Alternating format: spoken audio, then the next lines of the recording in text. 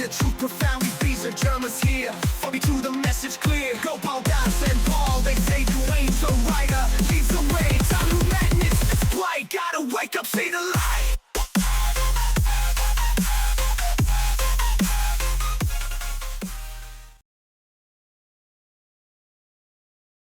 So I found myself walking through kind of like a, I'm not sure what it was. It was kind of like a library, but with empty shelves, or I don't think it was a library with actual books.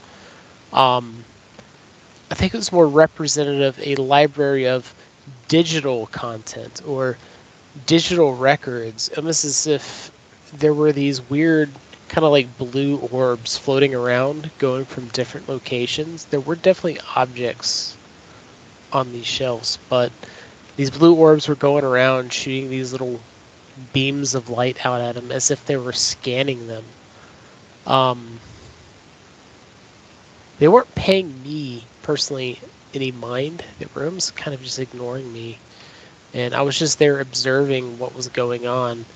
And as I'm just kind of wandering through these hallways, I don't know exactly where I'm at, what I'm doing. I'm just kind of haphazardly roaming around. And I come across a corner and good old Jerma's there. The one I've seen in my dreams several times now. And he kind of gestures me over. And I start walking forward, and I start hearing music in the background, kind of like a piano of some sort, like an old church organ, one of those really old ones with the really big pipes with deep, rich tones, just playing a tune. I can't quite recognize the song that it's playing, but it's resonating really deep enough that I kind of feel reverberating through my body. And Jerma's beckoning me over. The room's opening up. He seems very excited.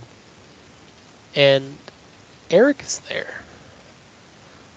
Just kind of relaxing on his knees. Just, I don't know what he's doing. It doesn't seem like he's doing really anything. Just kind of in the middle of the room. He's on this kind of like black, violet, and I believe there was like some orange or yellow cushion that his knees was comfortably resting on. And he was just kind of staring off. And at this point, Jerm is pointing over to Eric as if I need to approach him. So I do. And as I'm getting closer to Eric, the weird orbs in this room start acting strange. They start reverberating, vibrating. They're still going about doing their thing.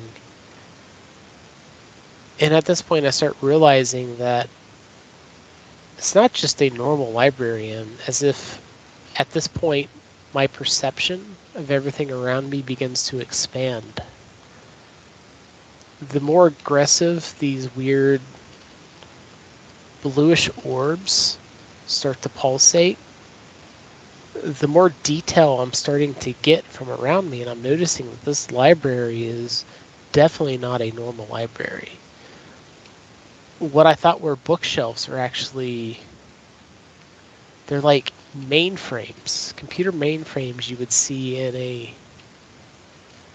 I'm assuming what I would see in a kind of a network hub for the internet. And they're computers instead of books. Little slotted in components. And as I'm walking around and getting closer to Eric, I feel like I'm being beckoned in closer and closer. And as I'm getting closer to Eric, more details are beginning to show. Just kind of things are kind of fading in, I think is the best way I could really put it. And just as I start noticing that there's someone else there with Eric. I can't quite tell. But at this point, Eric is leaning over and almost as if he's grabbing onto the ankles or feet of someone and worshiping and thanking them. Well, anyways, as this is going on, I'm realizing that he's kind of grappling firmly around the ankle of whoever this is. And he's mumbling, but I'm also hearing him singing new, the new you. It was as if in a worshipping pattern in mythology. And as I get closer, yet more and more details are showing itself to me in a form of whom Eric is not quite worshipping, but begging for forgiveness, it seems. Asking for enlightenment to be free.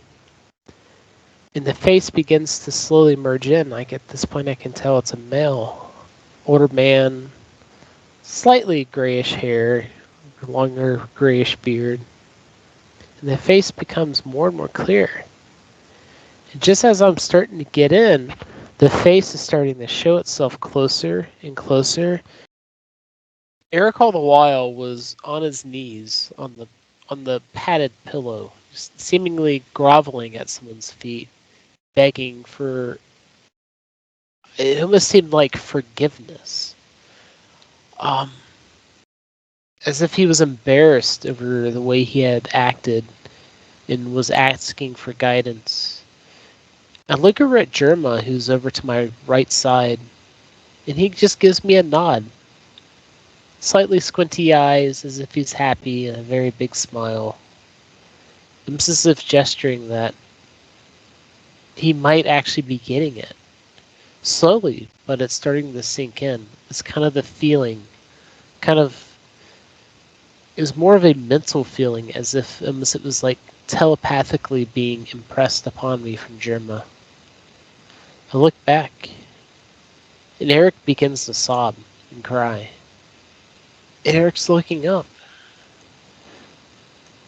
and he says to the old man, "You've given me so many chances. I keep failing. I want to learn. I will learn. Give me another chance. I'm only young and new." This kind of moved me. I felt sad for Eric.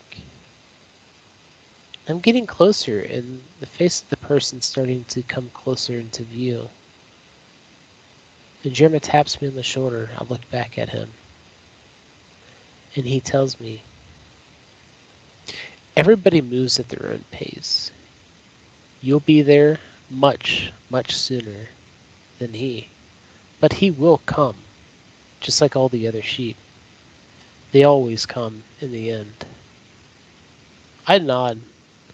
I understand what he's saying. And he just kind of tugs my shoulder a little bit more, give me kind of a approving shake. And I just have a sense of happiness about me. And then I start walking forward again. Go ahead, Phil. Phil, my man, you're back. I don't know what's going on. Skype, so it's not my internet connection. Skype is just straight up crashing. Well, again, it's not a perfect system, is it? Yeah, well, I've never had issues like this before. It's a little concerning. See, look at that old saying. How many times have you heard that in your life? Oh, gee, this has never happened to me before. Mm-hmm. So you're thinking that, oh, it's supposed to work like it did before. And it's a system that's a piece of junk controlled by idiots and aliens, and you think it's going to work good all the time? Absolutely not. You're lucky it works at all. Yeah. Yeah. So I guess I'll take what I can get, honestly. Yeah. Yeah. So again, wake up time. Yeah, this is an alien system and they control it. They're listening and they can do whatever they want. Okay? But do you think they're actually listening to us now? Hell yes, they listen to everything. Yeah, the system itself Okay? It's created to control you because these guys are idiots and they're bored, and that's why they're listening to you. I know them. I know who they are. And they know me. And the thing being is that they don't like what I'm doing, but they can't stop it. Because this is just how it is. Because they're too stupid to take the time to wake up. Because they're too chicken shit. So what they do is they cause disturbance and distractions and hire somebody like Trump to go out there and keep people stupid. Absolutely. Yeah, that's the system. So again, I'm amazed every day that the sucker works at all. And yes, I go through the same thing too. Computer goes off and on, things happen, etc. Because again, people are thinking in their minds, oh, the genius has created all this. It should be perfect. No, it's not. It's a bunch of junk. It's a bunch of space junk. I'm surprised it works at all. That's real. Yeah. Do the birds, are they on computers or whatever? No, they're intuitive. We should all be intuitive. We don't need this crap. No, this isn't why we came here, but all of a sudden we're into it because this is what's here. So we got to deal with it. So again, little by little, you're realizing that, no, this is a world of junk. It's turned into a world of junk. And gee, is this what you want to live with forever? Well, you can. So time to wake up and get the hell out of here. Yeah, that's what I'm trying to share with you, how to recognize how to get through creation if you listen. Yeah. It's just a shame there's not an easier way to trigger No, because intuition life is big. in mass. No, life is big. Yeah. You look at the sky, it's endless, dude. It is endless. And the ideas that we have, I know, I too, the personal self thinks that, well, why can't it be easier? Why can't it be this? And you know, when we were little kids, asking our mom, well, gee, mom, why do I have to do that? Or why is it like that? Or why can't I have this? Because again, life is big. And it's way more than creation. But creation, until we get through it, is the stumbling block. So now you have the opportunity with real guidance to get through it. So again, you want to pay attention every moment because you don't know what's going to happen. And all those past lives where you didn't pay attention, now you're back starting over again, trying to figure it out again.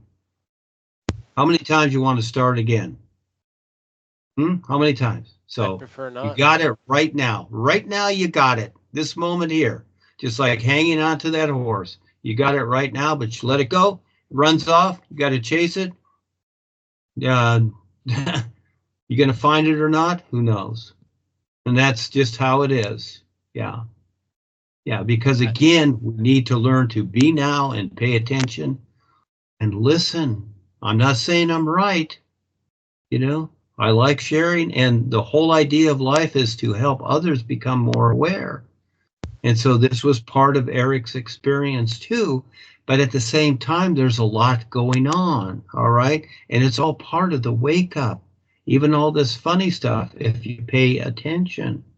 And so again, mainly I'm talking to these other two knuckleheads, Phil, not you. You do pay attention, but go ahead, finish your experience there. So as I'm turning back around from Germa, he's giving my shoulder a tug and shake of approval. And Eric's still on his knees, groveling and asking for forgiveness, for another chance. The figure that he's begging, I can't quite make out just yet. The body slowly coming into focus.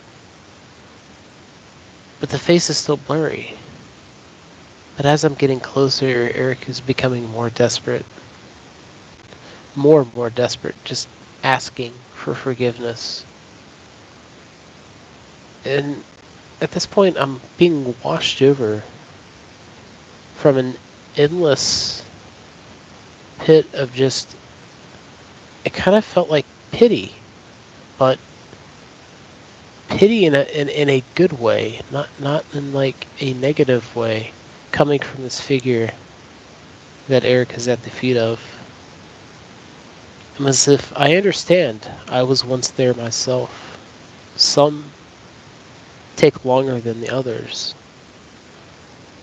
which is kind of the overall sensation I was feeling. The air was just felt heavier in the presence of this figure. And Jira leans up to my ear and just says, "The seer knows all. There are more than one. There are many seers. Most do not know each other, but they work together." And then I began to understand what he's saying. The physical world, we're all detached. The world controllers control what we do, what we think, where we go. And if they fail at that, they have the monetary system to put the nail in the coffin to keep us in Well, yeah, place. because they're called controllers. Eric, could you please mute yourself? And I'm understanding at this point that they might have control of us on this physical world, but they're far, far more limited on the real side, was what Jerma was conveying to me. And looking upon this figure that was still somewhat shaded, I couldn't quite tell who they were, to whose feet Eric was groveling and asking forgiveness at. Just the aura resonating off this individual was powerful, but a power of good. The room around me starts to vibrate and shake. Then Eric begins to just kind of melt inwards. And as Eric begins to melt inwards, I'm seemingly merging with the feet of this figure.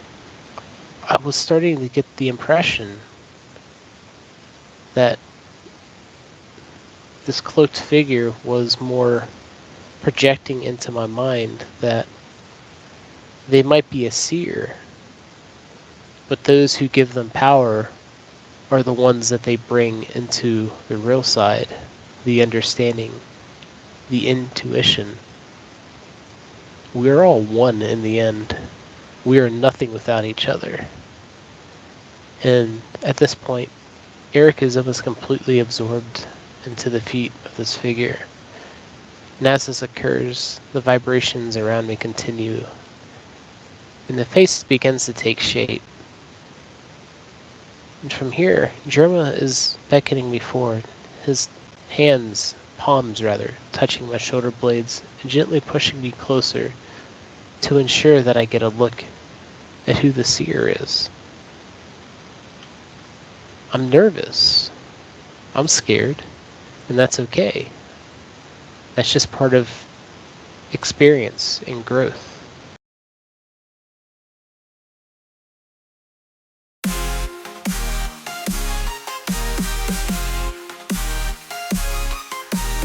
You crew, we gather round, real guys bring the truth profound. These are Germans here, follow me to the message clear. Go Paul, Das and Paul, they say DUANE, the writer leaves the way. Time to madness, it's blight, gotta wake up, see the light.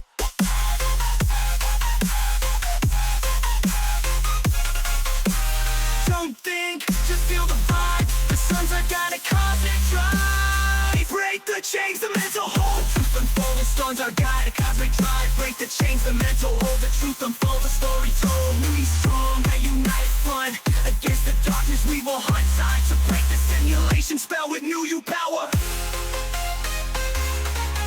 We are skibbity new you. Breaking free from the matrix. Dark forces lurking, reptilian scheme. That lies that control a twisted dream.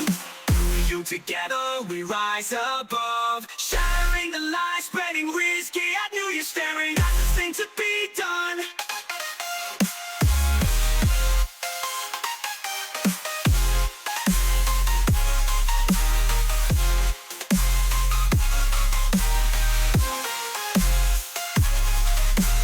Staring at the sun, the only thing to be done.